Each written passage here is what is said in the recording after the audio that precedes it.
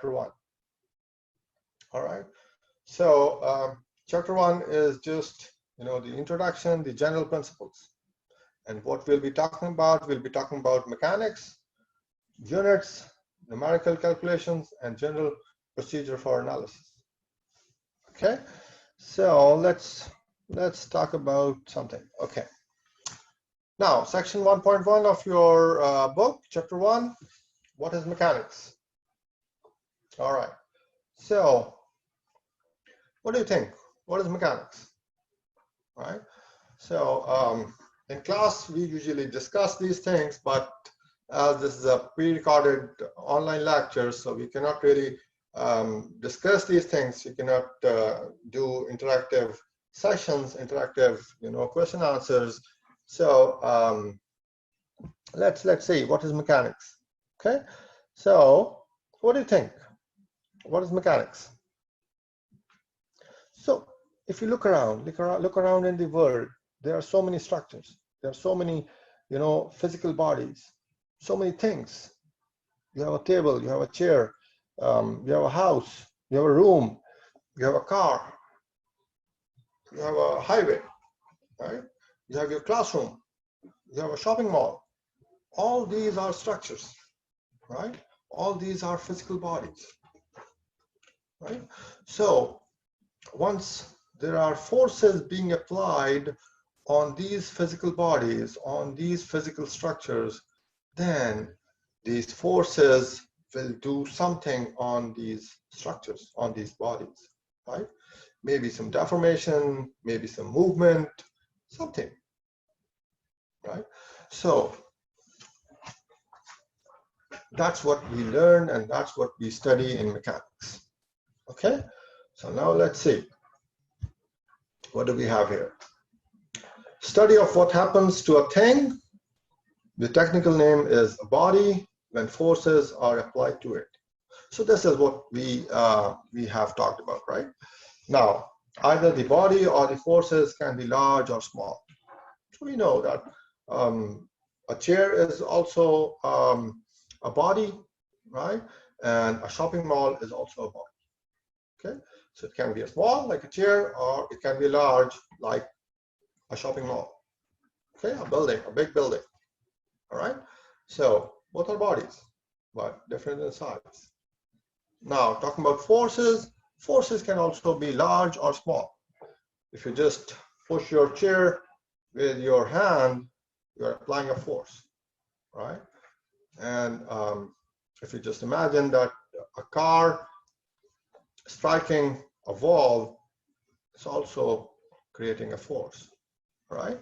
Applying a force. So force can also be large or small. But irrespective of small or large force, small or large structure or body, it's all mechanics, right? Look at this picture. This is the wheel of a train, right? And it's going over this rail track, and it is applying some force on this track, right?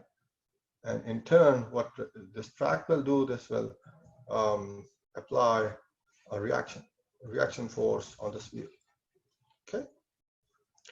All right. So, an overview of mechanics. We already talked about mechanics, the study of how bodies react to the forces acting on them. Now, we have two main branches of mechanics.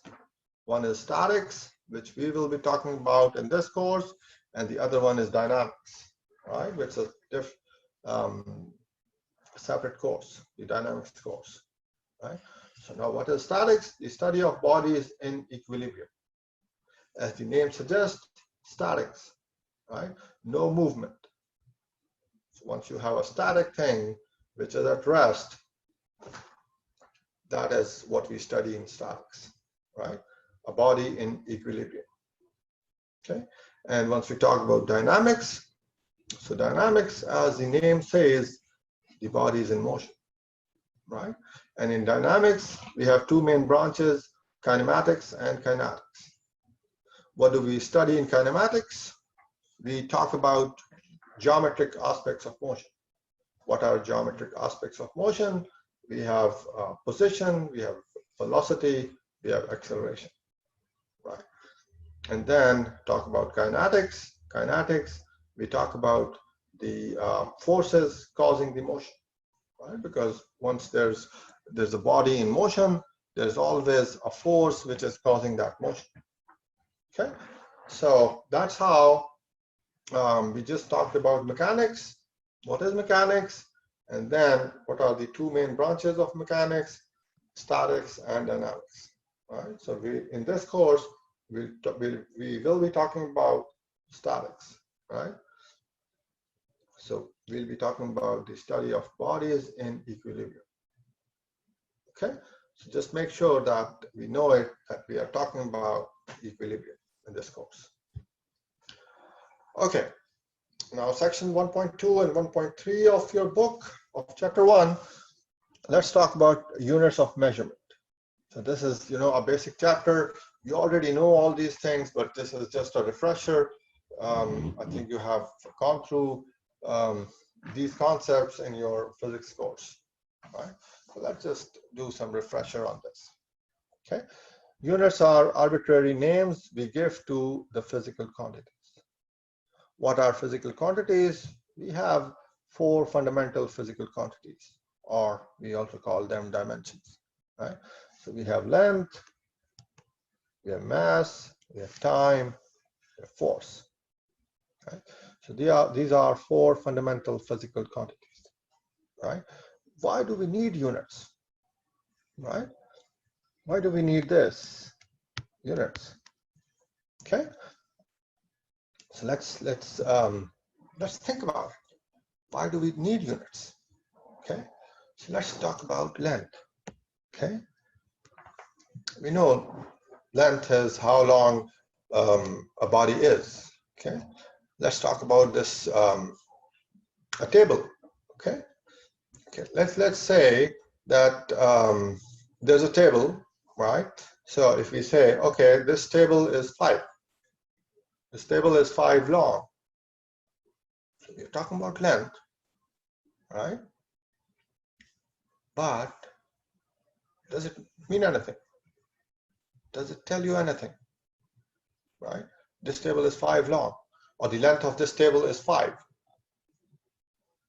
What can you make out from this statement? Nothing, right? It can be 5 kilometers, 5 meters, 5 feet, 5 inches, 5 centimeters, 5 millimeters. It can be anything, right? So that's why we need units to make sense of these physical quantities, right? So we need these units to say, okay, this table is 5 feet long, or the length of this table is 5 feet, right? So then it makes some sense, okay? And similarly, if you talk about mass, right? Mass of this table is 100. No, it doesn't make sense, right? So how can we make sense? How can we do that? The mass of this table is 100 kilogram. Yes, now it makes sense. Okay, so that's why we need units. Similarly, time and similarly force, we need these units to make sense out of these statements. Okay, all right, so that's why we need units. Okay, now we have 2 different unit systems, right, in the world. So we'll work with 2 unit systems in this course. And what are these unit systems? First one is International System, or SI, or we also call it System International. And the second one is US Customary System, which is USCS.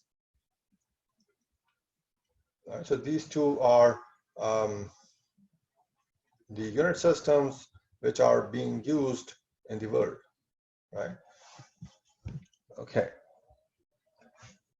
Now, let's see. This table 1.1 of your textbook summarizes these unit systems. What is the table 1.1? Gives us, so we have name, we have length, time, mass, force, right? The four physical quantities. So first we have this SI units, and here we have USCS, right? Also known as FPS, or foot-pound-second system. Okay, for length, we have meters denoted by small m in SI unit, SI system. And for length in US system, we have foot or feet denoted by small ft. Okay. For time, we have similar unit, seconds, denoted by s in SI and in US system both, right? So at least we have something similar in these two systems. Rest everything is different. Now for mass, we have kilogram denoted by this kg in SI system. In US system, the unit for mass is a slug, denoted by pound second square per feet. Okay. If you talk about force, so for in SI system, we have newtons, which is denoted by kilogram meter per second square. Okay. In US system, we have pounds for force. Okay. So for these four physical quantities, we have these different units for SI system and for the US system. All right. So we are done with this. Let's talk about some conversion factors. Okay. So before going over to the conversion factors, you need to understand that we need to do the problem solving in the units which are given in the problem statement, unless otherwise instructed. So sometimes the problem says, okay, whatever the units are given in the problem statement, find the answers in kilogram, or find the answers in newtons, or something, right? So then you need to follow that statement, and you need to do in that fashion. But otherwise, just use the system or use the units which are given in the problem statement. Okay. So let's talk about conversion factors. This is table 1.2 of your book. The conversion factors. So let's see. For the physical quantity of force, US system, we have pounds, right? And SI system, we have newtons. Now, what is a conversion factor? 1 pound equals 4.448 newtons. Right? If you want to convert between pound and newtons, you can use this conversion factor, right? Now, for mass, in US system, we have a slug, right? And in SI system, we have a kilogram. So 1 slug equals 14.59 kilogram. Again, you can use this conversion factor in your problem solving. Okay. Now, for the purpose of length, we know that US system we have a foot or feet, right? And in SI system we have meter. So 1 foot equals 0.3048 meters, right? So there's the conversion factor between feet and meter, foot and meter, right? Okay. So we talked about this. Now, okay, just a small example. Can you convert a force value of 154 pounds into SI units? Okay, so 154 pounds. Force is given. The magnitude of force is given in pounds, which is a US system unit, right? And you need to convert it into SI units. Now, what is the unit for force in SI system? We know it's Newton, right? So we can convert 154 pounds into newtons. Just do 154 times 4.448 and you'll get 685 newtons. Okay, so 154 pounds equals 685 newtons. Okay. All right, so now section 1.4, let's talk about International System of Units, or SI system. Okay, we'll just talk about, we already talked about what units we have in SI system, right? So now we'll just talk about different rules or different tips about this system. So there are no plurals. It's not kgs. It's always kilogram, kg. Maybe it's 5 kg, maybe 10 kg, maybe 100 kg. It's kilogram. It's not kilograms. Separate units with a dot. Right? If you have meter times second, then you'll write it in this fashion, m dot s. Right? So that's how you multiply 2 units. Okay. Exponential powers apply to units. How? If you have centimeter times centimeter or centimeter dot centimeter, then it's centimeter square. Okay. So exponential powers. You must have. You must be knowing this through your math class. Okay. All right. There are some prefixes used in the SI system. What are those? Right. You must be knowing about these kilo, mega, giga, milli, micro, nano. So these are the prefixes which we use to show quantities, right? To express quantities. So first of all, 10 to the 9, which is this guy. This is giga, G-I-G-A, giga. Right? Then this guy, which is 10 to the 6, right? We call it mega, capital M. Then this 1000 is 10 to the 3, we call it kilo, small k, right? Then 0.001 or 10 to the negative 3, we call it milli, right? Small m. Then this guy, 10 to the negative 6, we call it micro, denoted by this guy, micro. This guy, 10 to the negative 9, we call it nano, small n, right? So all these are prefixes to be used in SI system to show different values, right? Giga, mega, kilo, milli, micro, nano. Okay. So we talked about these prefixes. Now, numerical calculations, there are some rules.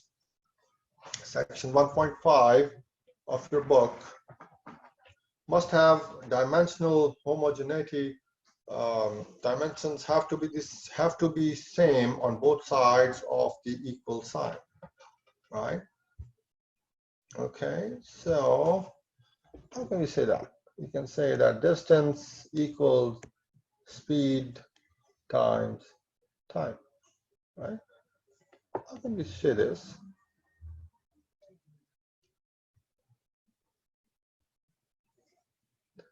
So let's say distance is feet, right? Equals speed is feet per second times time, which is second, right? So second gone, we have feet equals feet. So this is the meaning, okay? Dimensional homogeneity. Okay. Use an appropriate number of significant figures, 3 for answer, at least 4 for intermediate, calculation. Okay. Sometimes it's given in the problem statement that they need the answer and with 3 significant figures or 4 significant figures or 2 significant figures, right? No, normally let's use 3 for the answer. Okay. Now we all know that doing engineering work, engineering problem solving, we need to round off the numbers, right?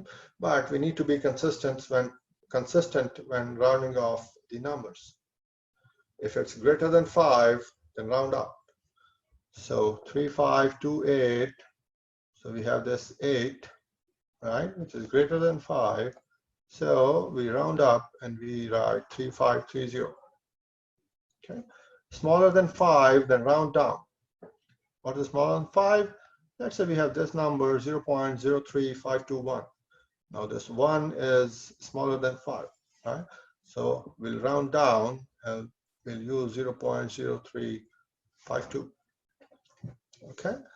Equal to 5. Preceding digit is even, do not round up. Preceding digit is odd, round up. I hope it makes sense. I don't need to go into the details of this last one, right? You can make out what is this. Now let's talk about problem solving strategy, right? We discussed about it once we were talking about the syllabus, right? So again, 3 steps, right? So always use the approach, this approach of solving in steps, right? So first is interpret, second is plan, third is execute, right? So first step, interpret. What do you mean by interpret? Read carefully and determine what is given and what is to be found, right? So what is the given data and what you need to determine? So that is your step 1. If necessary, make some assumptions and indicate that, write that. Okay. If something is not given, then you can assume some number, assume some something, right, which is not given. Okay, but you need to show it. You need to write about it. Okay. So that is your step 1. Now step 2, what is your plan? Think about major steps that you will take to solve a given problem, right? Think of alternative creative solutions and choose the best one, right? So there may be like 4 ways to solve a problem, right? Choose the best one, easier one, or best one, whichever you know the best. Okay, so that is the best one for you. It may not be the best one for some other person or some other student, right? So that's how you plan and then you carry out the solution.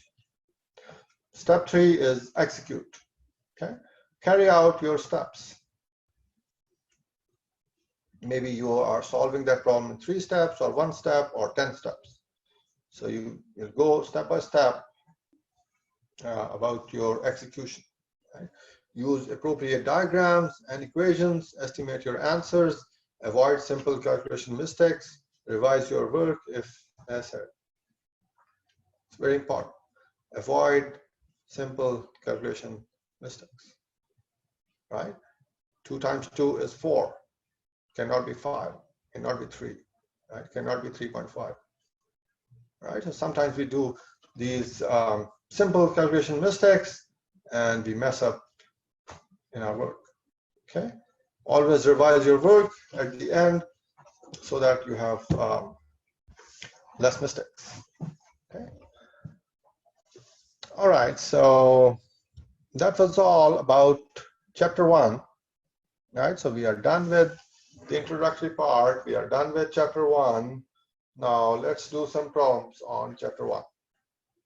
Okay, so the practice problems have been uploaded on the Blackboard. You can take a printout from that uploaded copy, and we'll do these problems in today's lecture. Okay.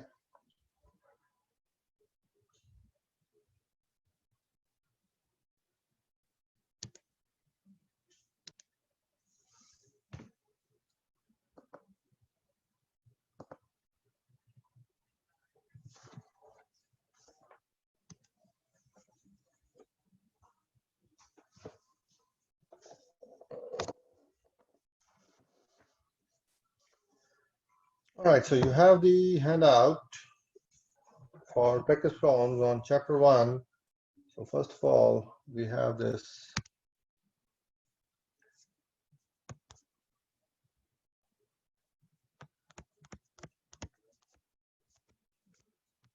from 1-2 from your book.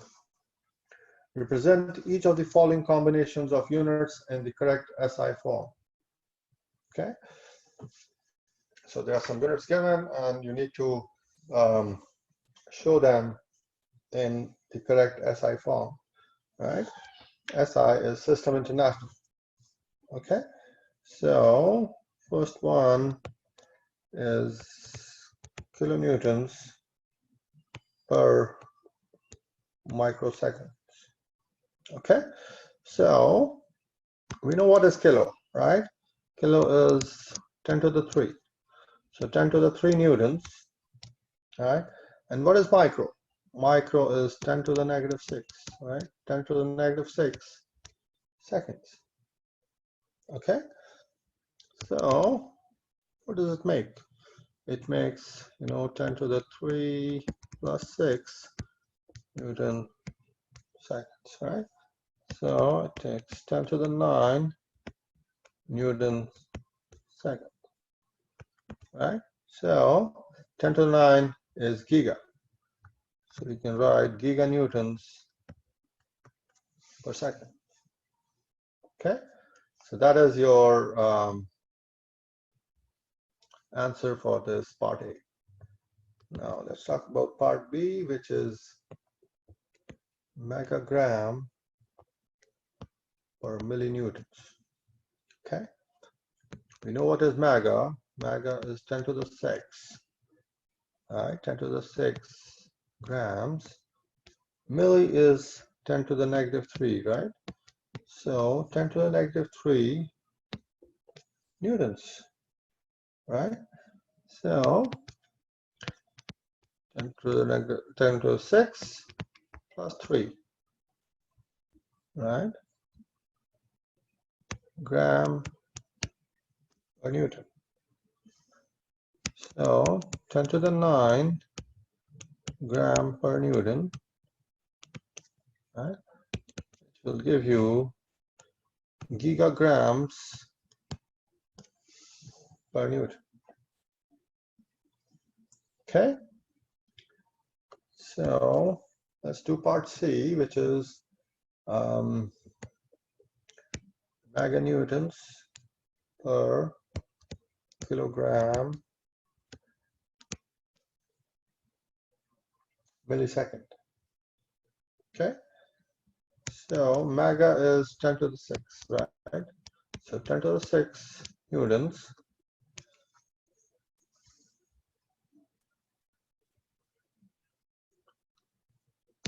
kilogram times milli is 10 to the negative 3, right? Seconds. Okay, so let's move 10 to the negative 3 upwards. So we'll have 10 to the 9 Newton per kilogram seconds. So we can write giganewton per kilogram second. That's your answer. All right, so that was from 1-2. Now let's go to the next problem, which is from 1-7.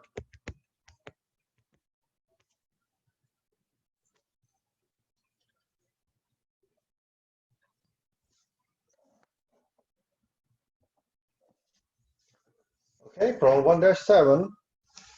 Represent each of the following quantities in the correct SI form using an appropriate prefix. Okay, so we talked about those prefixes in the lecture, right? So let's use the same knowledge. Okay, so part A, we have 0.000431 kilogram. Okay, now what does this mean? This means 0.000431. Now what is kilo? Kilo is 10 to the 3, right? 10 to the 3 gram. Okay, so we just simplify this, we'll get 0.431 gram. That's your answer. Okay. All right. Next is 35.3 times 10 to the 3 newtons. Okay. So we know what is 10 to the 3, right? 10 to the 3 is kilo. Okay. So we can just say 35.3 kilonewtons. That's easy, right? Okay. Next is 0.00532 kilometers. Okay. So you can say 0.00532. What is kilo? Kilo is 10 to the 3. 10 to the 3 meters. Okay. Now just simplify this.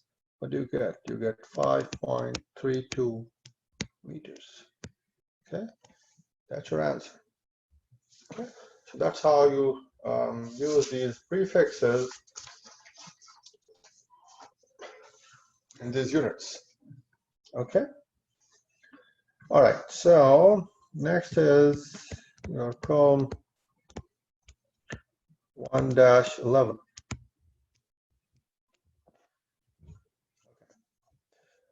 Represent each of the following with SI units having an appropriate prefix.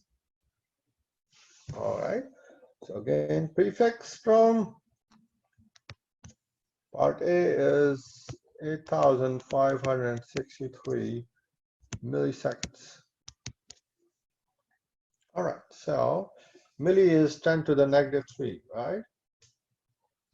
So 8,563 times 10 to the negative 3. Milli is gone, so only seconds, right? To simplify this, you get 8.563 seconds.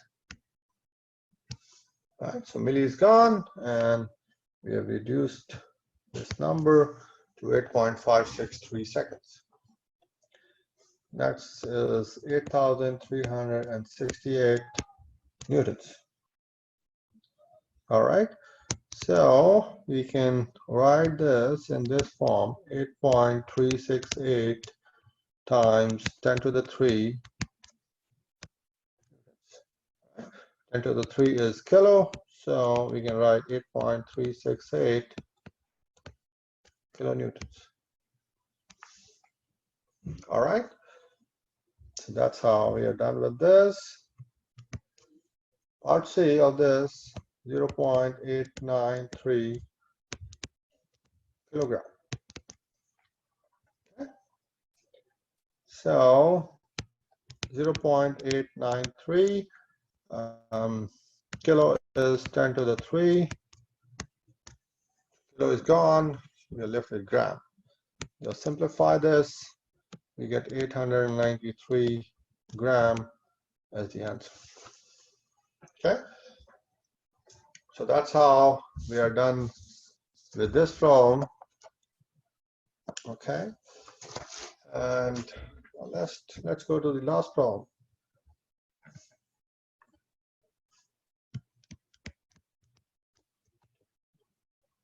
1-17. Water has a density of 1.94 slugs per feet cube.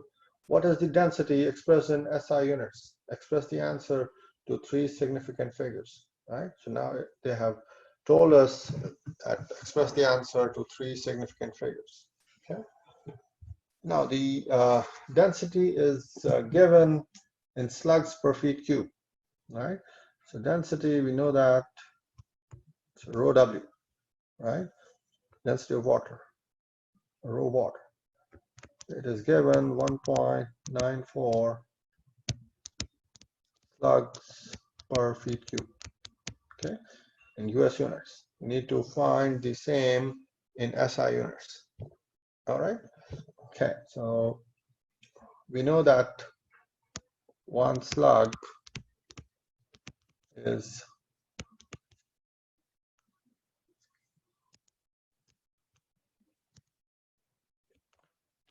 14.5938 kilogram, right? And 1 feet equals 0.3048 meters. Okay, so let's use these and try to find this in SI units. So we have 1.94 slug per feet cube. Okay, so convert this slug into kilogram. 14.5938 kilogram or one slug. Slug is converted into kilogram. Now let's convert feet cube into meter cube, right? So 1 feet cube equals 0.3048 cube meter cube, right? Okay, so that's how you can find the density of water, rho W, in SI units. And you'll get the answer 999.8 kilogram per meter cube.